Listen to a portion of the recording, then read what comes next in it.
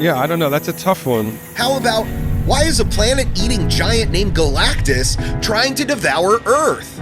Let's explain how the Fantastic Four take their first steps into the Marvel Cinematic Universe. Forget Neil Armstrong, come on. After 3 movie versions that didn't quite stick the landing, the Fantastic Four are trying to prove that the 4th time's a charm for Marvel's first family.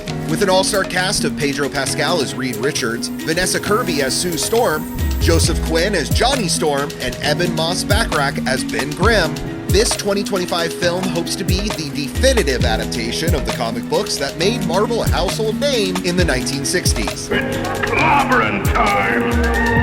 And that's exactly why Marvel set the Fantastic Four first steps in the 1960s. Test footage shown at 2024 San Diego Comic-Con revealed a retro-futurist style inspired by both early comic book art and by artist and industrial designer Sid Mead, who contributed sketches and concepts to sci-fi films like Star Trek, Blade Runner, Aliens, and Tron.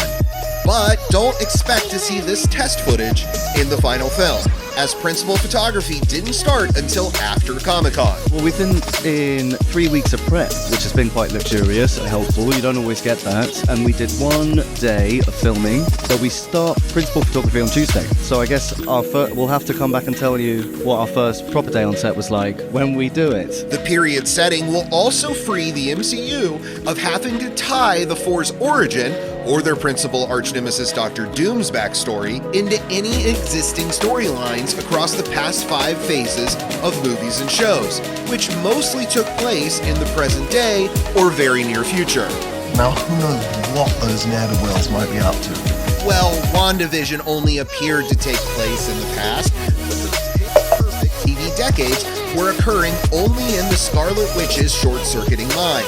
While behind the scenes, those recreations of I Love Lucy, The Brady Bunch, and Family Ties were the work of director Matt Shakman, whose stylistic attention to detail must have impressed someone at Marvel enough to get the gig to direct the Fantastic Four. We are in our own world in the 60s, the retro future 60s. You don't need to know anything about the MCU. Shakman took the reins after Spider-Man director John Watts stepped down to take a break from directing superhero films. But Shakman's fresh start and this time period indicate that Marvel's multiverse will be alive and well in Phase 6, which evokes even more questions about how the Four end up in 2026 for Avengers Doomsday. But if Hulk has said it once, he's said it 1,000 times. Time travel! Before the Four take on their old foe, Victor Von Doom, in that film, they'll face Galactus in First Steps. The enormous supervillain born from a cosmic egg who devours entire worlds to sustain himself is played by Ralph Ineson and joined by his herald, or intergalactic messenger, the Silver Surfer, played by Julia Garner. The terrible twosome first appeared in 1966's Fantastic Four number 48 in a storyline that could inspire what we'll see in First Steps.